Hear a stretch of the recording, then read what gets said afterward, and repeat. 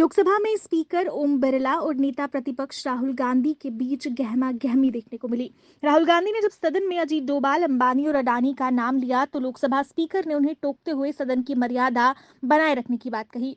दरअसल राहुल गांधी केंद्र सरकार पर निशाना साध रहे थे। इस दौरान उन्होंने महाभारत काल के चक्रव्यूह का जिक्र किया। राहुल गांधी ने कहा कि अभिमन्यु को 6 लोगों ने मारा था। उनके नाम कर्ण, द्रोणाचार्य, कृपाचार्य, कृतवर्मा, अश्वत्थामा और शकुनी थे। राहुल ने आगे कहा, आज भी चक्रव्यूह में 6 लोग हैं। नरेंद्र मोदी, अमित शाह, मोहन भागवत, अजीत डोभाल, अंबानी और अडानी कंट्रोल कर रहे हैं। इस बीच लोकसभा स्पीकर ने राहुल गांधी को टोक दिया। कांग्रेस सांसद और लोकसभा में विपक्ष के नेता राहुल गांधी ने बजट पर चर्चा के दौरान संसद में अग्निवीर का मुद्दा उठाया। गांधी ने अग्निवीर मामले में सरकार पर झूठ बोलने का आरोप लगाया। राहुल गांधी के आरोप पर रक्षा मंत्री राजनाथ सिंह ने पलटवार किया। उन्होंने कहा कि राहुल गांधी राष्ट्रीय सुरक्षा और अग्निपथ योजना जैसे संवेदनशील मुद्दे पर देश को गुमराह कर रहे हैं।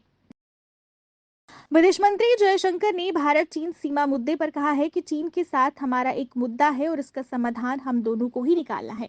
हम भारत और चीन के बीच वास्तविक मुद्दे को सुलझाने के लिए अन्य देशों की ओर नहीं देख रहे हैं।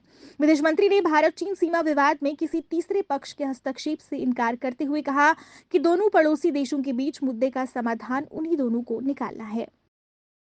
बांडीपुरा के जाने माने सामाजिक कार्यकर्ता साहिर राठौर ने उत्तरी कश्मीर के बांडीपुरा जिले के चट्टी बांडी गांव में कार्यकर्ता सम्मेलन आयोजित किया। मीडिया से बात करते हुए साहिर अहमद ने कहा कि सम्मेलन का उद्देश्य इन इलाकों के लोगों को एक साथ लाना, उनकी शिकायतों को सुनना और उन्हें उपराज्यपाल और जिला प्रशासन के सामने उठाना है। उन्होंने ये भी कहा कि ऐसे जनप्रतिनिधियों का होना जरूरी है जो उनकी आवाज उठाएं। उत्तरी कश्मीर के बांडीपुरा जिले में करीब दर्जनों युवा अपने इलाके के प्राकृतिक जल संसाधनों का दोहन करके ट्राउट मछली पालन में नाम कमा रहे हैं और आजीविका कमा रहे हैं। बांडीपुरा के सुमलर गांव में मछली फार्म खोलने वाले प्रशिक्षु पत्रकार अब्दुल बासित जैसे स्थानीय युवाओं ने मीडिया से बात करते हुए कहा कि सरकार ने कई योजनाएं शुरू की हैं जिससे युवाओं को अपने व्यावसायिक इकाइयों शुरू करने में मदद मिल सकती है। उन्होंने ये भी कहा कि वे सालाना करीब 2000 किलोग्राम ट्राउट मछली का निर्यात कर रहे हैं जिससे उन्हें करीब 15 से 20 लाख रुपए की कमाई होती है। अन्य लोगों से भी इस तरह का व्यवसाय करने की अपील की। कल्याणकारी उपायों की समीक्षा करने तथा सेवानिवृत्त पुलिस अधिकारियों की शिकायतों के निवारण के लिए पुलिस कल्याण संघ ने डीपीएल बांडीपुरा में कार्यक्रम आयोजित किया।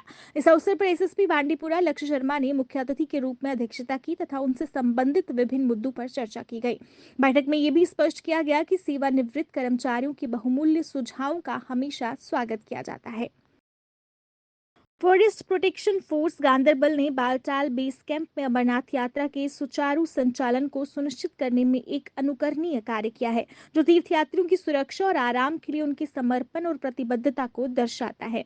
एफपीएफ ने बालटाल बेस कैंप में भक्तों के बीच किसी भी अराजकता या भ्रम को रोकने के लिए टट्टू स्टैंड और प्रीपेड टिकट काउंटर का कुशलतापूर्वक प्रबंधन किया है। उनके सक्रिय दृष्टिकोण ने तीर्थयात्रियों के लिए एक परेशानी मुक्त अनुभव सुनिश्चित किया है जिससे उन्हें अपने आध्यात्मिक यात्रा पर ध्यान केंद्रित करने में मदद मिली है।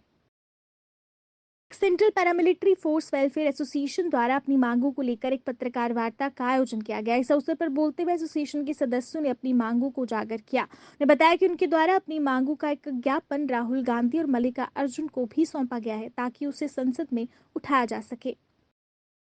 जम्मू में घूमट में लोगों द्वारा बिजली कटौती को लेकर प्रदर्शन किया गया। प्रदर्शनकारियों ने पेट्रोल पंप पर एकत्रित होकर बिजली की अघोषित कटौती को लेकर नाराजगी जताई और समस्या के समाधान की मांग की। स्पोर्ट्स काउंसिल जम्मू के खिलाफ प्रदर्शन किया गया। प्रदर्शनकारियों ने खिलाड़ियों के साथ भेदभाव के आरोप लगाते हुए जल्द से जल्द इस मसले को सुलझाने की मांग की।